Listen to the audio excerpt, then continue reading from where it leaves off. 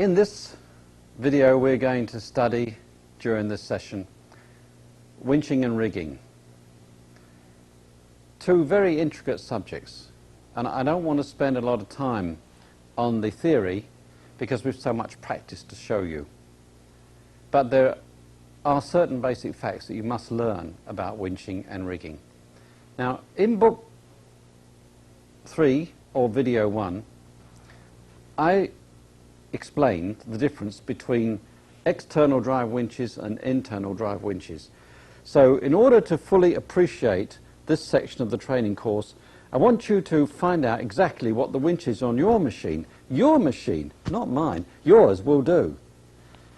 That means that you'll be able to relate the figures from your machine to the sort of jobs that I'm talking about, so that we will know when I say put 10 tons on a cable. Well, if you can't put 10 tons on a cable, forget it. If you've got a 5-ton machine or a 1-ton machine, you just change the figures. It's all the same theory. Winches have this very bad habit, I think, most of them, of losing their power as the drum winds up and fills up. So technically speaking, it would be absolutely correct to say that if you're on a heavy winching job, you should go the farthest you can away till you're winching with only 5 wraps of cable left on the drum. Is that right or is that wrong? It's right. Yes, well done, it is. Because when the winch is sold to you, it carries a plate which tells you what the bare drum pull is, and that's the important factor.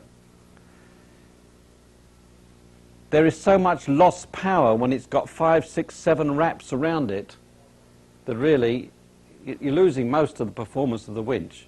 So always try and work on a bare drum or near bare drum if you can. Now, of course, with the other outside drive winch, you already know that that doesn't apply. Now, the only basic things you need to know about rigging are that if you have a load here, which we said in film 1 might well weigh 10 tons, and you want to move it with something which has a dead weight of 5 tons, you're not going to be able to do it. We decided that last time, didn't we? There's no way.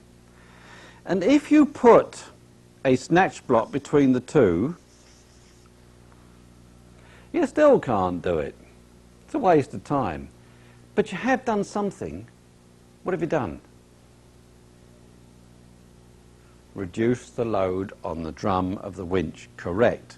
Which, if you people who are watching this have only got a 1-ton wrecker with a 4-ton bare drum performance winch on it, such as a Century or older type Holmes, this will enable you to reduce the load on your winch drum, which means then that if your winch is still pulling, the deciding factor is the stability of this machine, wrecker. So why do we need to set up snatch blocks? What's the reason? It's to reduce the load on the pulling unit, or to change direction, or to reduce the load on the winch cable, or to make the job look thoroughly more professional.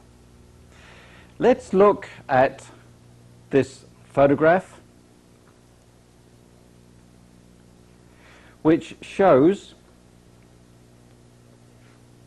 an operator using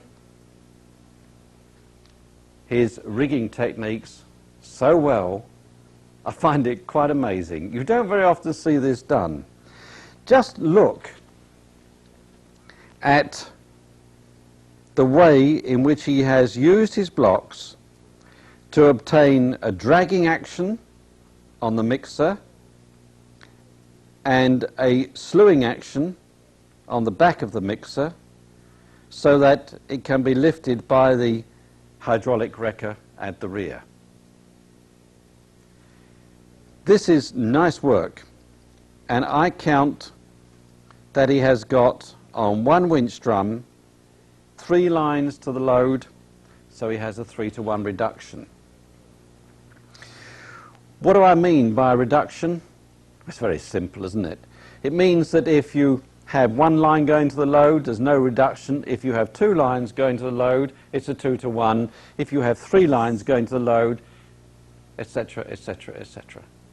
And what you're dividing all the time is the load on this move power unit, the winching unit, the wrecker. So on this photograph, which we're looking at, we find that the operator has reduced the load on his winches by a tremendous amount, but interestingly enough, he's not showing any Scotch blocks, which makes me wonder whether he didn't get carried away with the snatch blocks, because after all, I would have thought that even a single cable would have done this job. But then I wasn't there, so I don't know. I merely want to illustrate it as a rigging technique.